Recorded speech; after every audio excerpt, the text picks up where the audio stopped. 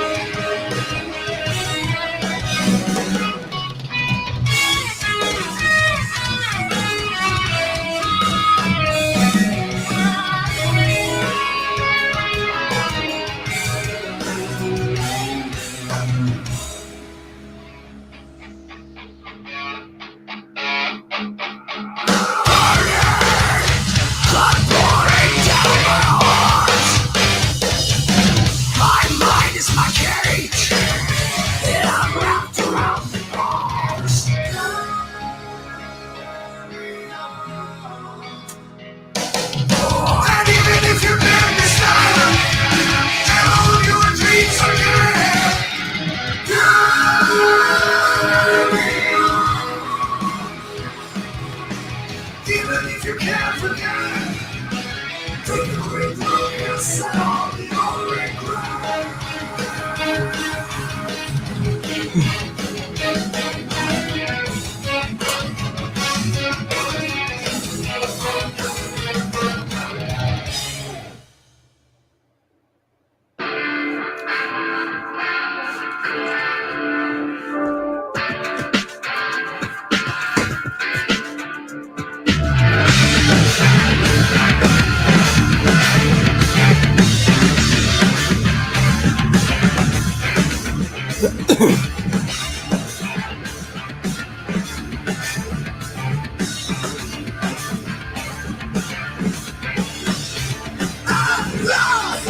Let's feel better. I won't stop. We'll feel in the cold. Dark red sky. Uncontrollable resistance shows light. I run to my elevate. I decide to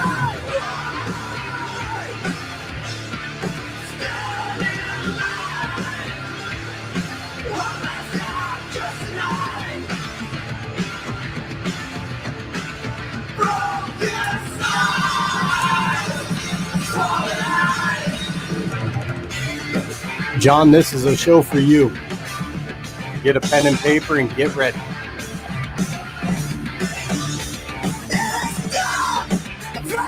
Tomorrow, we'll be gone when love's right.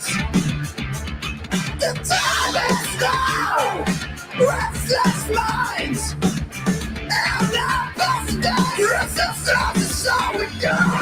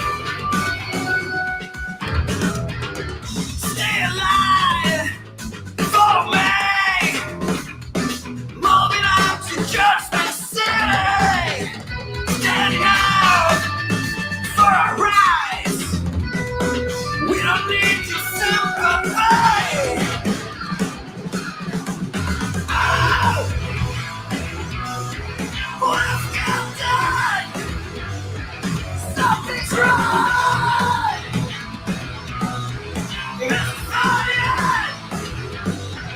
Something's dead. Stay alive. Do not move. Little think you're kind of willing. We will rise every time. Every day they think they're winning.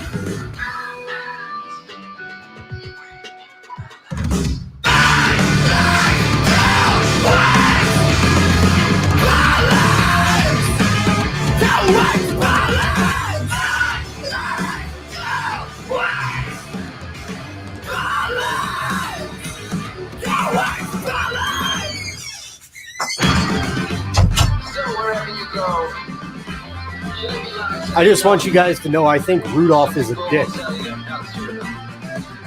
He tells the little elf, go ahead, take your hat off, show your ears off, you're special and it makes you unique.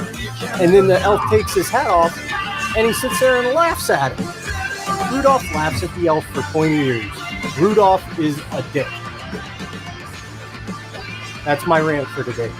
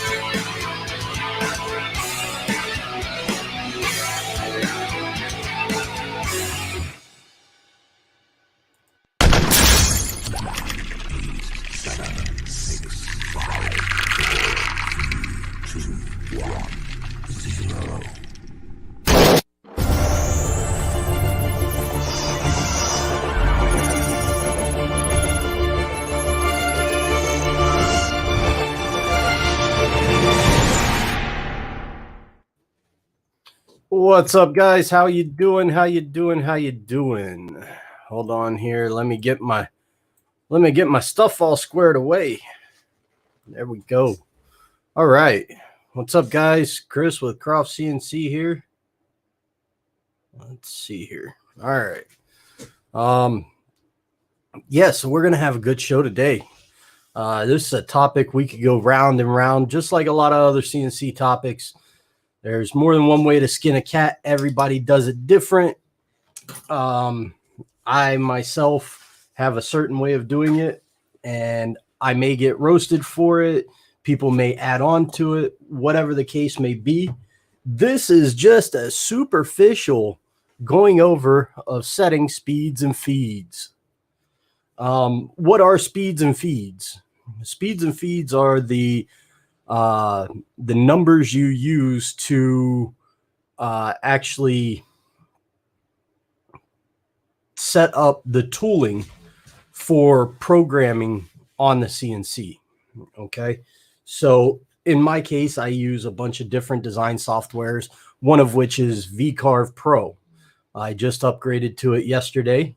For the most part, I've been using my old versions of VCarve Desktop and Aspire. I use Aspire to do 3D, and I use VCarve Desktop to run a lot of stuff, just my 2D stuff.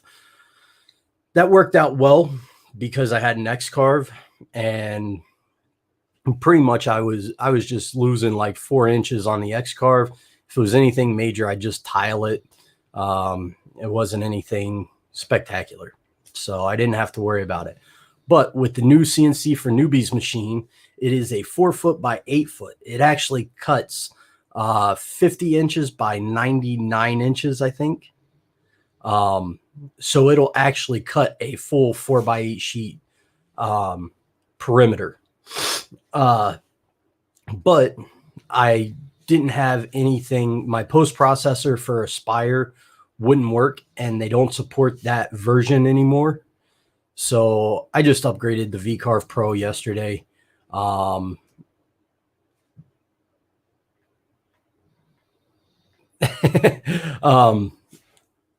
So that prompted me having to bring in my tool database. So let's close this out. Let's bring up VCarve. All right, VCarve Pro. Okay, now we'll shrink this down a little. We're going to screen share it. Okay, so we'll create a new file. Okay, if I go over here and I click in this tool database area, you're going to see this pop up. These are all of my tools. I have tools upon tools upon tools in my database. All right. So right now, I'm running a program. It's 2 flute upcut bit. It's an end mill. It's in inches. The actual diameter is 0.123. Numbers of flute is 2. This was the initial setting for that tool. All right. And all of these parameters are calculations. All right. So we know what the diameter of the tool is. We know how many numbers of flutes. It actually has 2 flutes. We know that its pass depth should be between 60 and 100%. That's how deep the end mill cuts each pass.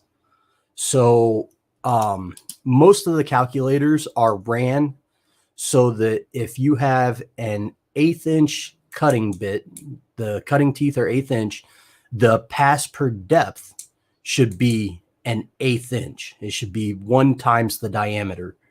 Now, some machines are not rigid enough to take that. Take that for what it's worth.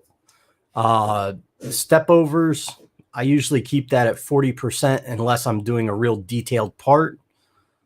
Spindle speed, I'm using a DeWalt 611 router, so I keep it at 1600 to 1700, and I adjust the router based on that. Okay.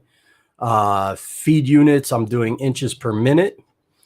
And feed rate. Okay. This is where we start getting into the formulas and the numbers. There is a formula for feed rate, and you need to know a couple things. I'm going to show you my papers. I'm then going to bring them up on the screen. Okay. So let me load these things first.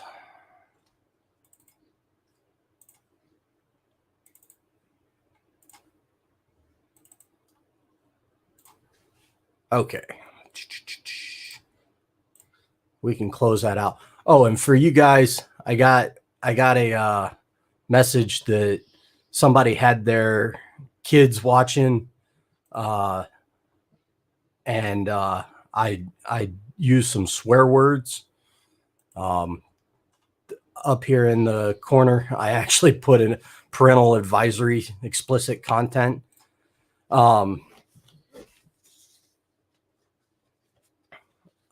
Anyways,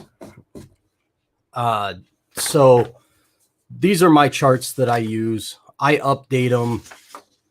I try and update them every 3, 4, 6 months, somewhere around there, just to see what all is going on out there, and move forward.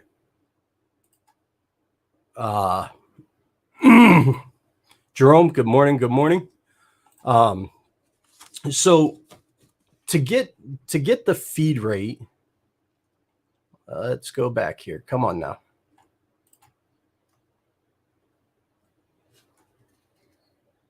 Where did my VCarve go? There it is. Okay. So to get this feed rate number, I use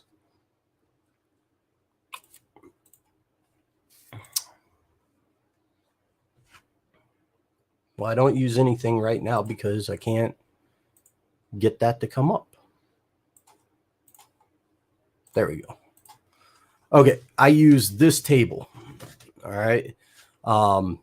Feed rate in inches per minute equals RPM times number of cutting edges times chip load. Or better is chip load equals feed rate divided by RPM times cutting edges. So where do you get this chip load number? Well, you get it from a chip load chart. Okay. Chip load charts are available any Google setup.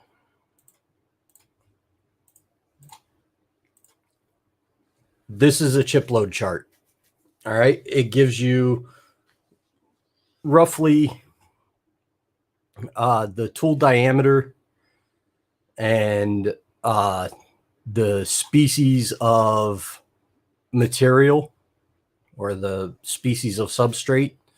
And then it'll give you a range of what the tool should be taking for a chip load. All right. So you've got your tool diameter, you've got what it is, and you've got your chip load, low end, high end. That gives you a range.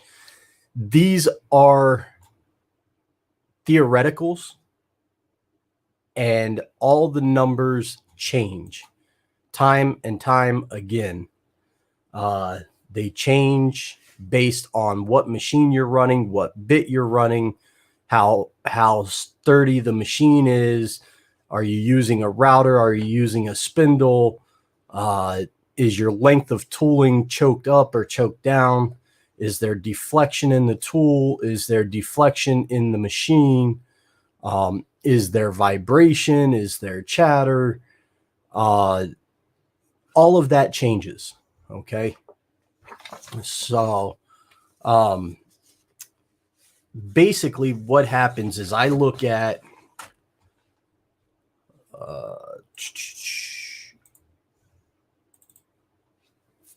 Let me bring up this Excel sheet. Okay. Stop screen share, start screen share. And okay.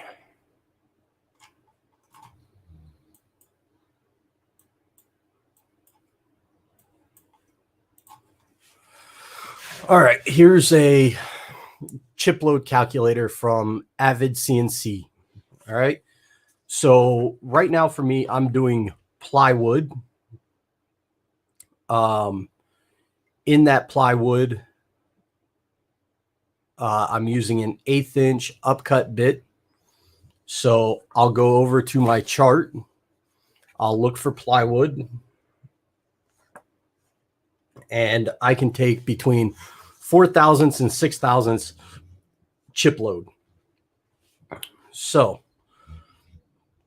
I can go to chip load here and I can put 5 thousandths. I'm using a 2 flute 1/8 inch bit and I'm running at 16,000 RPM. So a good starting point for me to figure this out is 160 inches a minute. So if I go over here and I put 165, I'm still at 5 thousandths. If I put 175, still at 5 thousandths. 176, I turn to 6 thousandths. Okay, so now I know a good starting point for me in the middle range is 175 inches a minute. All right. So that works out fairly well for a lot of things. This is taking an 1/8 inch depth of cut. So I'm actually cutting an 1/8 inch at a time. I'm running at 175 inches a minute. I'm spinning at 16,000 RPM. And 2 flutes are engaging 5 thousandths per tooth, per flute, as it moves around. The problem is a lot of the hobby machines can't take this speed. They're not sturdy enough. The motors aren't big enough, so on and so forth. So this is a starting point. Okay. You can lower it and you can raise it. For me, what I like to do is try to stay 40 to 50% of the maximum speed of the machine. And what that does is it gives me the ability to up my speed, my feed rate based on interactive communication with the software. All right. So it sounds real technical, but it's not. Okay. So now we've got 175 inches on the chip load calculator. We're taking 5 thousandths of a chip load with 2 flutes. So I can now go over to my V-carve. All right. We're going to change that to 5. So first off, 2 flute upcut Inventables bit, 2 flutes, depth per pass 2.5, because we should be depth per pass should be 1 times D. Okay. My step over 40% of the diameter. My speed, we know that. My inches per minute. My feed rate. That should be 175. And then my plunge rate should be 50%. So if I go through, I bring up my calculator, I do 175 divided by 2. That's 87.5 inches per minute. And we're going to do a tool listing of 33. We're going to hit apply and OK. Now, whenever we write that code,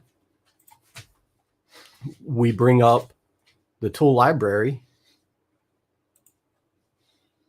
And now VCarve knows what to write that code in for me. We're at the middle to upper end. I have an X-Carve that is pretty stout, so it can handle that. So I'll be moving my end mill at 175 inches a minute, and I'll be plunging at 87 inches per minute. Okay. On my CNC for Newbies machine, it's much bigger, much faster.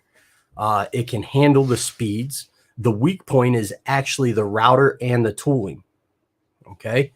So I'll up that. And right now I have a part cutting out there, and I am moving at 215 inches a minute at an 1/8 inch depth of cut. I can up that more. I can actually go up to about 250 inches a minute on that machine with an 1/8 inch bit. The problem is my wasteboard is not surfaced yet. It's not flat. The board that's on there is not the final wasteboard. So I didn't want to go hog wild on surfacing it and everything like that. So now this gave me a good start for that tooling. What I'll do is I'll put some scrap wood on the machine, and I'll run a couple different cuts. Okay. Now there's yet another piece to this puzzle. If we go back into the, let's see here. I got to bring up the Avid. Okay. Share screen, application window, share. Okay. Another reason why I like this Avid calculator is because this corner radius information here. What this does for me is it actually tells me different feed rates, the acceleration needed, or the distance needed, minimum distance needed in a vector to reach that acceleration. Okay. So as you see, the higher your acceleration setting, the bigger the total distance for acceleration needed. So this takes a little under 30 seconds of an inch to reach full acceleration. So if I'm doing an acceleration of 50 inches per minute, then I need a minimum distance of 0.0174 to reach that. So my vectors have to be that much on the start. Then it also gives me a really good piece of information here. And that is the corner radius speed. And what that means is the actual radius that a corner needs. Because if you go in a straight line with a sharp corner, the machine is going to approach that corner, slow down, turn, and then advance and go out. All right. So now we actually have to figure out what those corner radiuses are. to maintain that acceleration. So whenever you're designing stuff, you can go back in and you can actually design based on how fast your accelerations are. So if I'm designing something and I want to run that whole project at 350 inches a minute, I need to make sure all my radiuses have a little over 1 1/8 inch radius to them. If not, the machine is going to slow down, turn, and then go. All right. That's why it's important to use fillets where you can and everything. And that's why a lot of this stuff is so confusing, because there's so many aspects to it. You know, your part design, your tooling, your spindle, the rigidity of the machine, the size of the machine, the controller, how fast does the controller process, what is the baud rate, the parser, all of that. I mean, you can go as deep as you want. There's a really good calculator out there that you can pay for called GWizard. Bob made that many years ago. Bob Warfield from CNC Cookbook. I recommend. I actually have a subscription to it. I typically don't use it a lot anymore, but whenever I was first doing stuff, it really nailed down a lot of my speeds and feeds for me, just by the information that I was giving it.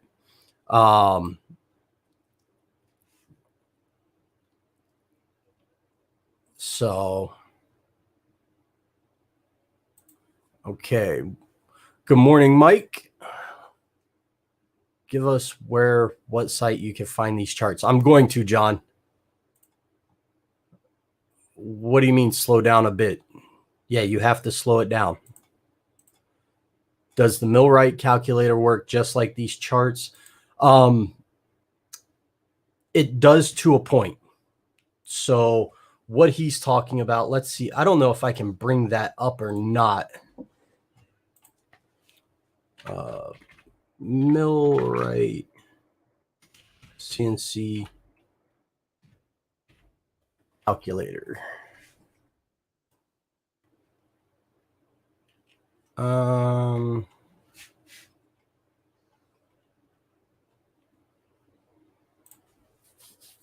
Okay, I can bring it up.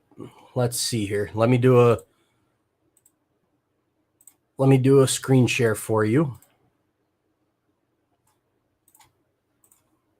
Okay.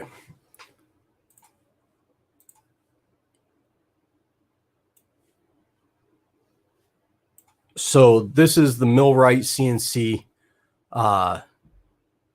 calculator. We go to feed rate calculator. You have to select your machine. So a lot of this is based on rigidity of the machine. They have the smaller bits, which is nice. A lot of these other calculators do not have that. So we're going to use an 1/8 inch, 2 flute, normal. We're going to take that up to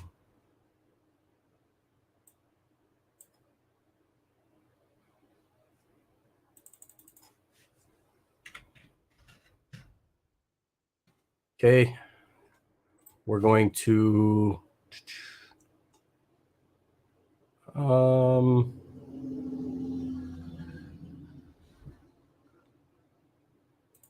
let's do that. Calculate.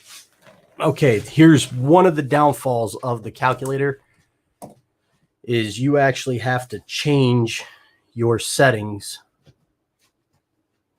based on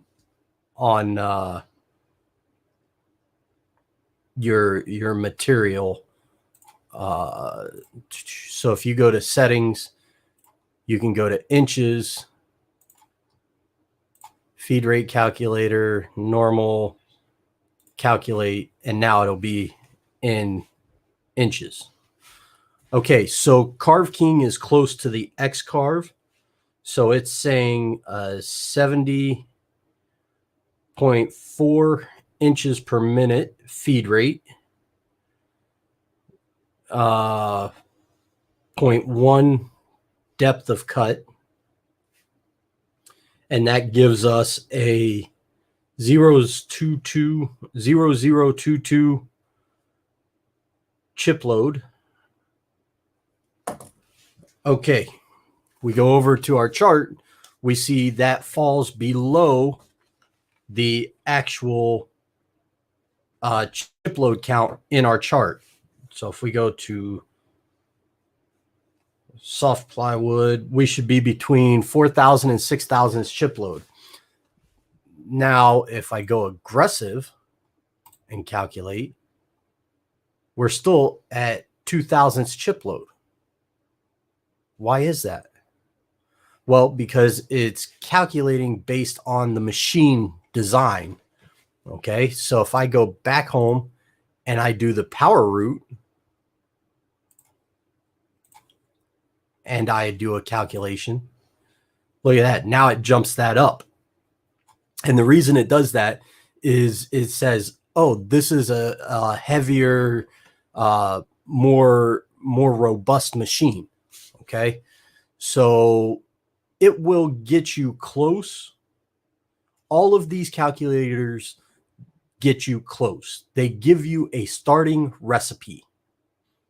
And then from there, you have to fine tune your recipe. Like I said, I started out last night. I was doing 175 inches a minute on the CNC for Newbies machine. And now I'm blazing through, I'm upwards of 250 inches a minute with an 1/8 inch bit. What's up, CCCNC? All right. CCCNC, give me your name so I can give you a shout out. I think I've seen you post a couple times. And going from there, I want to give you a shout out. Make sure you're recognized. We appreciate everybody. Michael's a new follower, subscriber.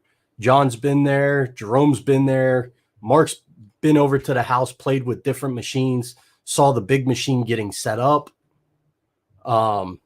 everything like that. So just trying to give you guys your props for tuning in. I appreciate you.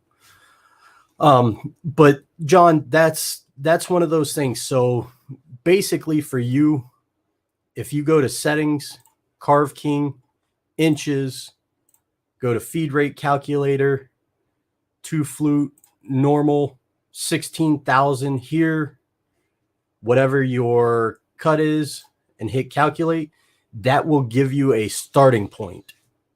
Okay. A little under an 1/8 inch per pass, and you're taking 2,000 chip load at 70 inches per minute. You put a piece on there, you listen to it, see if it's bogging down at all, see if it's changing, if it's just chewing through it too easy. If it's chewing through it too easy, you're actually going to heat that blade up as it comes around and cuts. All right. What we want to do is get a nice chip coming off of it so that the blade doesn't heat up and it takes the temper away and dulls it. That's, I should preface that with saying, these are all layman's explanations. Oh, it's Clinton, Mr. Caraway. I have him on Facebook and YouTube. Thank you so much, man. It's been awesome to have you on. You ask a lot of good questions. But anyways, John, the Millwright CNC calculator gets you close. That's all there. All of these get you close, man. Everybody needs to understand that you have to do test cuts. That's it. You have to do test cuts. If you don't do test cuts, nothing else is going to matter. It just doesn't matter. If you're not doing your test cuts, you're not going to get what you need. Okay. So you'll be stuck doing mediocre speeds and feeds, and that's what you're going to get. So all I can say, John, is test your machine. You have a stock X carve. I would stay with the normal to aggressive, but I would try and up that chip count. And you can up your chip count in VCarve.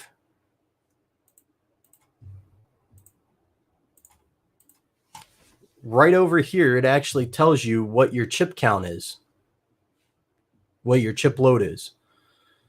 So you fill all this in, and then you start playing with this, and it's going to tell you what your chip load is.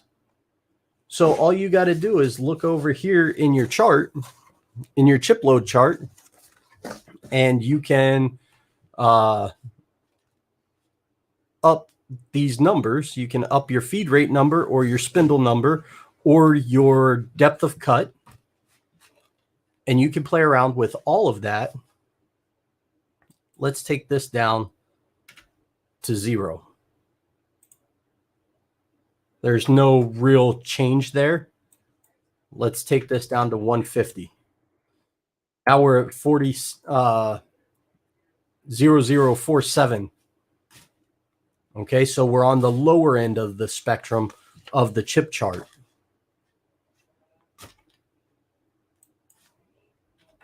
So now if we do 250, we're over the max of the chip chart.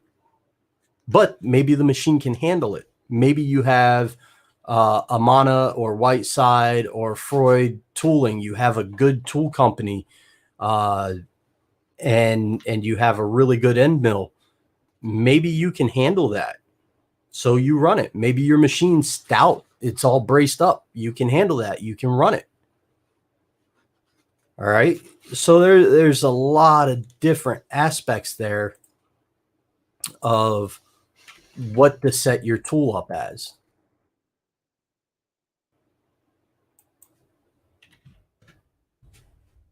And that's basically all there is to it. Set it up. We apply it. And we hit OK. And now it's locked in. So now whenever I go back to that,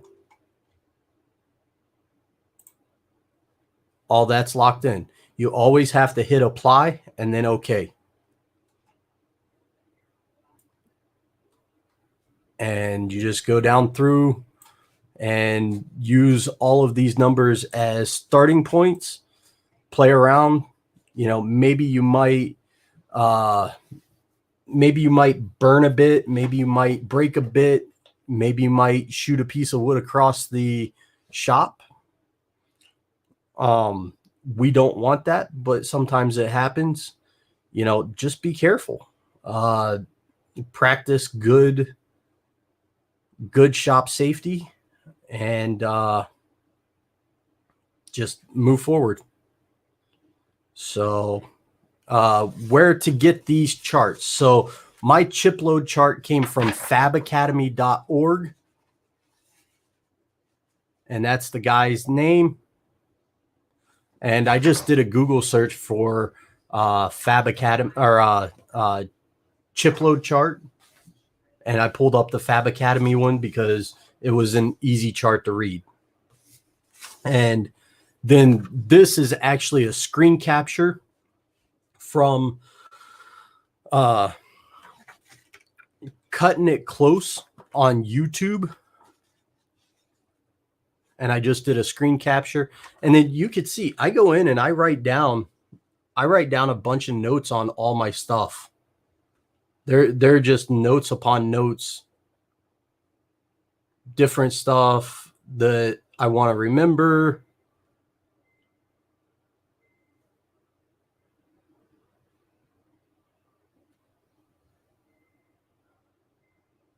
You know, and I just document everything.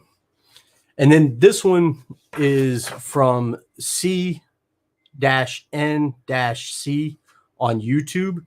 It's another screen capture, but this is a great one for the people trying to figure out their closed vector width and how much engagement of their V-bit they need to do. So the depth that they need to run their V-bit to get the width that they want, or what depth they're running their V-bit will give them a certain width. And you can calculate all that out. That's one of the things that helps me. But these are all things that I keep in my 3-ring binder. And I go back and I check them and everything like that.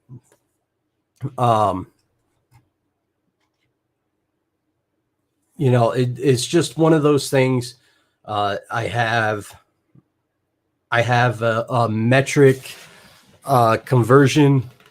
So if you're in inches per minute and you want to be in millimeters per minute, you divide by 39.374. That gives you meters per minute, and then you move the decimal place 4 places to the right, and that gives you millimeters. All right. Or you just move it 0.039374 instead of the 39.374, and that'll give you your millimeters. 1,000 millimeters equals 1 meter.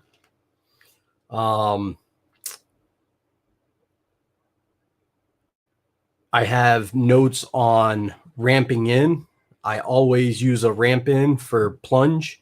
And my ramp in is 2 times the diameter of the cutter. All right.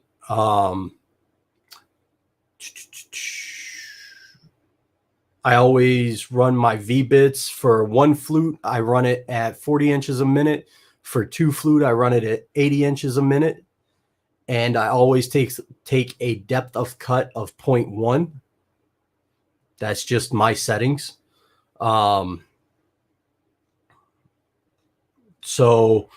the formula to come up with speeds and feeds for that is I use the radius of the estimated end mill size. So if I'm doing an 1/8 inch wide cut and I'm taking an 1/8 inch depth of cut, I multiply that by the tangent of the included angle of the cutter. So what that means is you have to do math.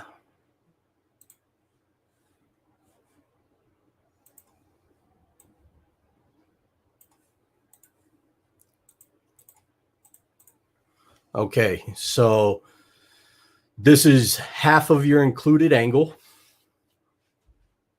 All right, so that's 30 degrees. This overall is a 60-degree cutter. All right, and I need the tangent, which is opposite side, adjacent side. So tangent of angle 30 is 0.25 here. A, you do the multiplication division right here, and then that gives you your depth of where you're going to be at. Okay. Whenever you V-carve, it runs along a center line based on the 2 depth or 2 walls here on your closed vector. So if I know by doing this formula that my X is a 1/2 inch wide, then I can come down to the radius of the end mill size formula. I can put in a 1/2 inch times the tangent of a 60-degree bit, 60-degree angle bit, and that can give me my feeds and speeds information All right. For tapered ball nose, for the tapered ball noses, the feed rate, you always start at a recommended. So if I'm using a 1/16 of an inch tapered ball nose end mill, what I'll do is I'll put all the information for a 1/16 of an inch cutter. So I'll actually just use a 1/16 of an inch cutter information and start from there. It's typically around like 40 inches a minute. I know damn well that my machine can do, all of my machines can do better than 40 inches a minute on a 1/16 inch cutter. So then I just up it. I have one 3D Carver tapered ball nose end mill that I run. I run it at 100 inches a minute, easy. You know, and then so my pass depth on that, I always do half the cutter diameter.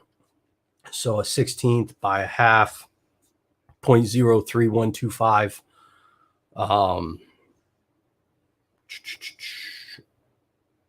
So if it's a half inch, or if it's a 1/4 inch shank, I'll run a depth of cut at an 1/8 inch. Okay. I usually use the depth of cut based on the shank of the tapered ball nose end mill. That's what I find works. I usually do an 8% step over for fine detail. Those are for 3D carves. So yeah, I mean, it's just, there's a lot of information on this. And the worst part about it is it's all speculation until you get out to the machine and you do it. When you get out to the machine and you do it, you know. All right. So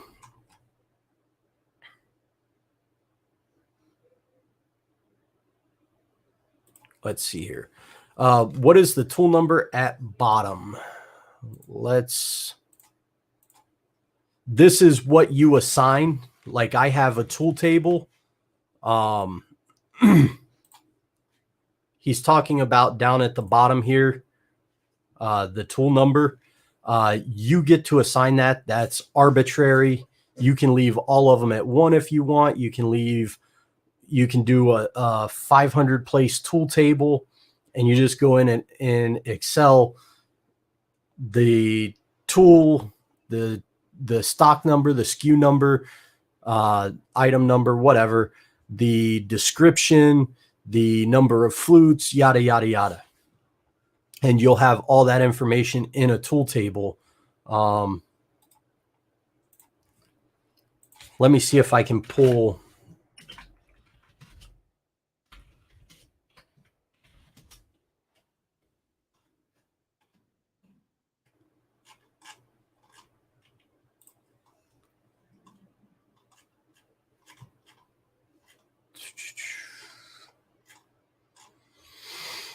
I know I have one. Let me see. I'm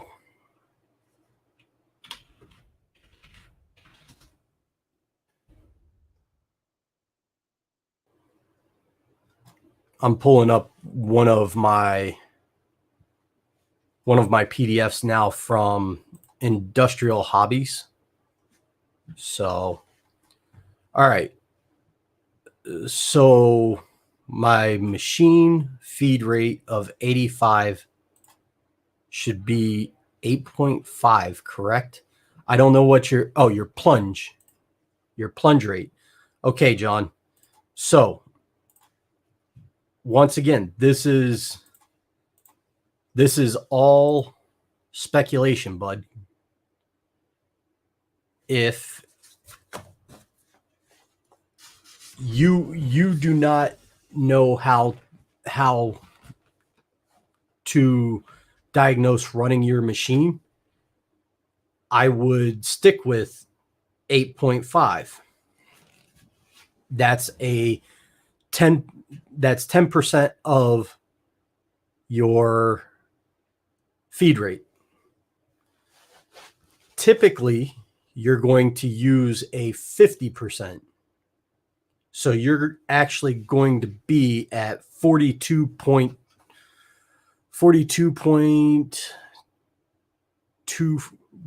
42.5. You'll be at 42.5 feed rate on your plunge. Okay. But you have a stock Z. That stock Z sucks on the X-Carve. Upgrade it to a TBD CNC, a CNC for newbie, a Shape Oko HD. Any of those are a better option to upgrade. Okay. Once you upgrade your Z axis and it can handle that plunge, now you start running it at 50% of your feed rate. And that's how you're going to increase your speeds and feeds. Now, you may find that you can plunge at 30% without messing up a belt, a motor, bogging down, or getting chatter or wobble or deflection or any of that.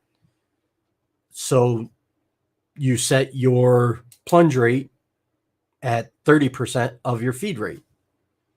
You have to know your machine. That's all there is to it. I can't give you magical numbers. You have to figure it out, and you have to run prototypes. It's just machine time, man. You have to know your machine. So, man, we're getting some comments. John's really into this one. We've got some viewers on here. Guys, don't hesitate to post up questions and stuff like that. This is one of those topics that there is no right answer. The right answer is, does it work and did it get the job done? Yes. Could you have perfected it? Absolutely. It's like a baking recipe. You know, somebody starts making cookies, they use the recipe on the back of the chocolate chip bag. When they make the cookies, they're like, oh, it's not as sweet as I wanted. So they add sugar, they add baking soda, they add baking powder, they add salt, they add an extra egg white. They play around with it. And that's what you have to do with your machine. There is no right answer. I wish I could give you do this on your machine and you'll be fine. You may actually get numbers from somebody. If you get my numbers, Bull from the Makers Group was running a Elix Maker laser. It uses a Gerbil base, NEMA 17 motors, and it doesn't have a drag chain for the wires. Mine, I run the balls off of that thing. I turn the acceleration up as far as I can get it without missing a step. I turn the potentiometers on the steppers all the way up, and I put a new power supply on it, and I go. All right. I sent that over to Bull. He ran it. It worked for him, but he was like, I thought the machine was going to fall apart. He didn't like it. That's not what he likes out of his machine. For me, it is a good starting point, you know, and you just dial in your machines. That's why it takes so long. That's why you get paid so much as a CNC machinist or a programmer or any of that, because you need to have all this stuff in your head and understand, oh, this is happening. Okay, change this. The scary part comes when I had a customer bring me a propeller. It was her father's first plane's propeller. Hey, can you engrave on this? I have never engraved on a propeller. I don't know what the wood is that's on it. I don't know what coatings are on it. I know nothing about a propeller.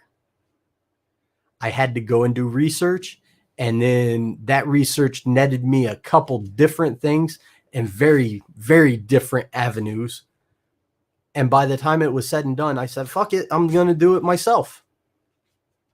And I put in my feed rates, and I put in my laser power, and I put in my router spindle speed, and I lasered it and I carved it.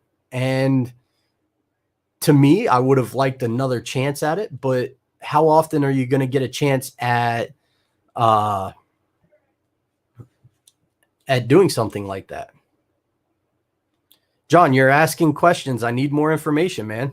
I don't know what bit you're using. I don't know number of flutes. I don't know your spindle speed, your feed, your plunge. I don't know any of that. So if you have any information on that, give me the information and I can run some numbers for you and get you a start. That does not mean that it will be correct right away. I'll go back up through here. Yeah, you don't say what bit you're using. You just say feed rate of 85, a plunge rate of 8.5. Your step over is based a 1/4 inch end mill. Okay. 1/4 inch end mill is 0.25. So if you take 40%, I go over, I use my percent calculator. Percentage calculator.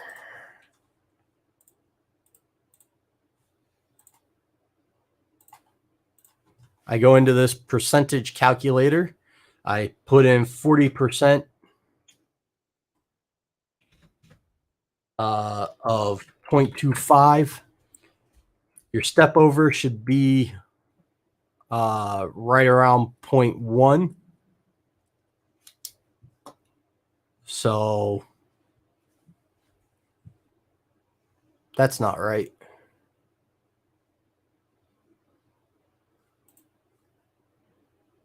That's a little under half. Okay, yeah. Should be 0.1. That should be your step over.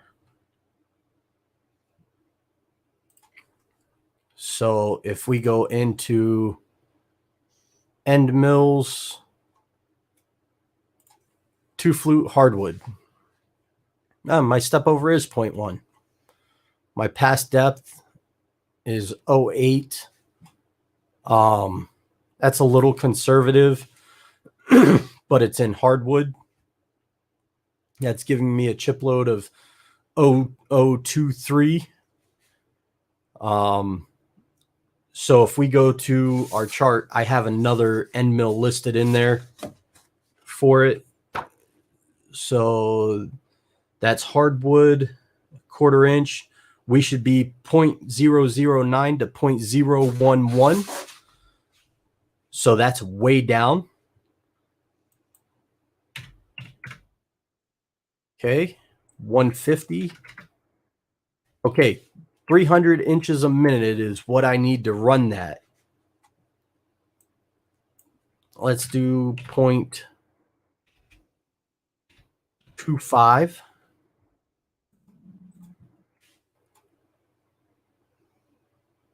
And there's no way an X-Carve is going to reach that.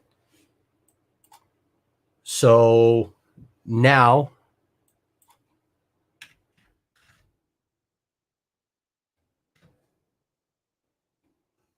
we can bump up the RPMs.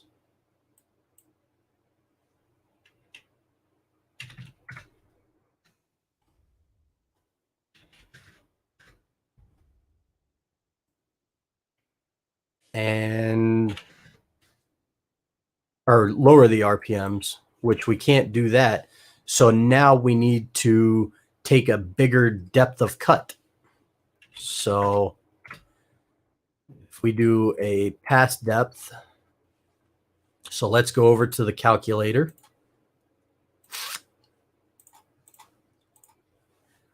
Okay. We know we need a chip load of 0.009, 2 flute 1600. So our feed rate should be 160.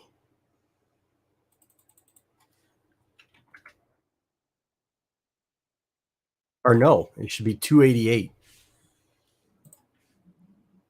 All right. My machine can't run that. And I can't go up in bit size. So now I need to play around with the numbers and try and figure out a happy medium of where we need to be at. So 0.5 actually works out all right with that.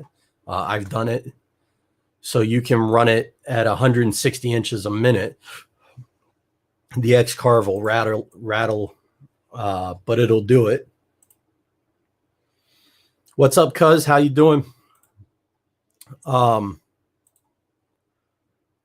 Your percent calculator, you just go on Google and type in percentage calculator. So your step over is way, way low. Your step over should be just under 50% and go from there.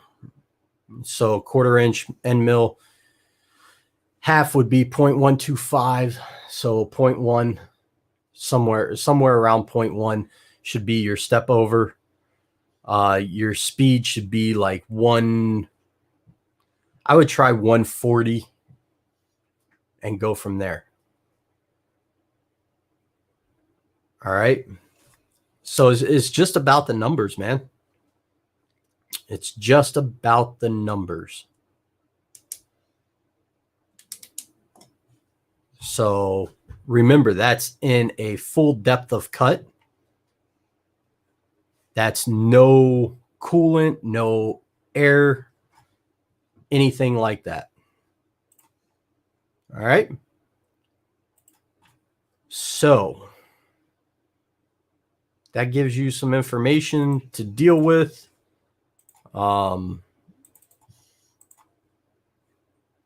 Let's pull up.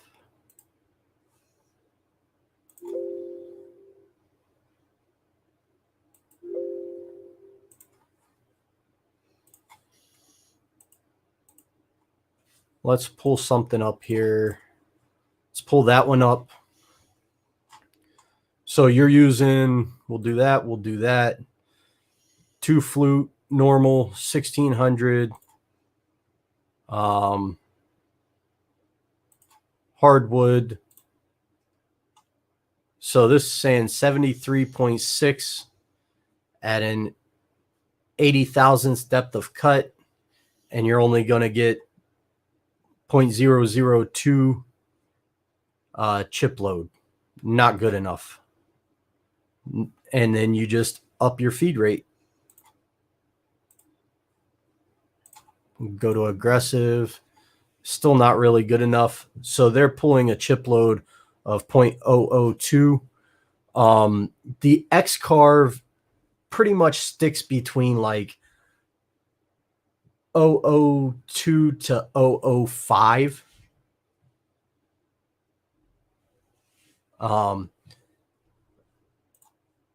Mark, I found that out. But there were laminated maple, there were laminated oak, they were solid oak, they were in the 90s they started doing vacuum infused epoxy laminations. So, and she didn't know when this thing was from. She just knew that when she was little, her dad flew it. John, I don't know what 0028 is. You got to give me information, man. You keep popping on and just throwing numbers out. I don't know. You got to stop, take time, write down what you're trying to tell me or what you want me to help you figure out, and we'll go from there. I would assume that that's probably a chip load based on the Millwright calculator. I think I don't know.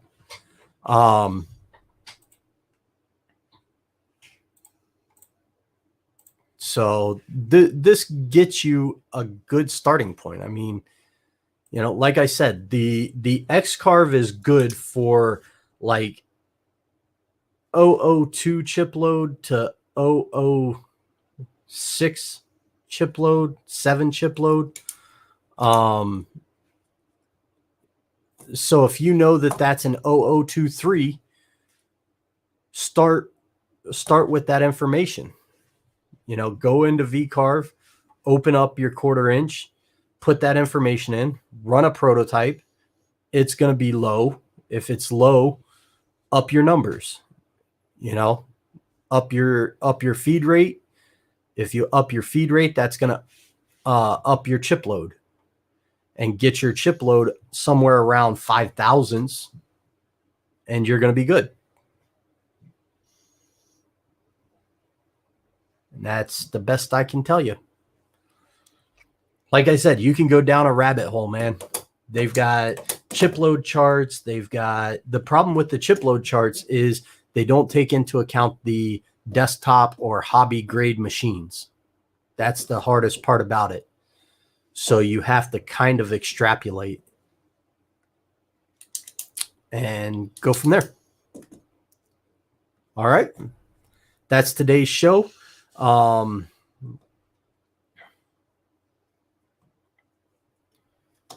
you can run it at 200 inches a minute. You're just going to you'll probably throw a bit across the room like a bullet. And it's not fun whenever it buries itself in your cheek. Been there, done that, don't like it. So take it for what it's worth. All right. All right, guys, I'm out. Have a Merry Christmas. Enjoy your holidays. I don't think I'm going to do a show tomorrow, but that's just estimations. All right. All right. Later.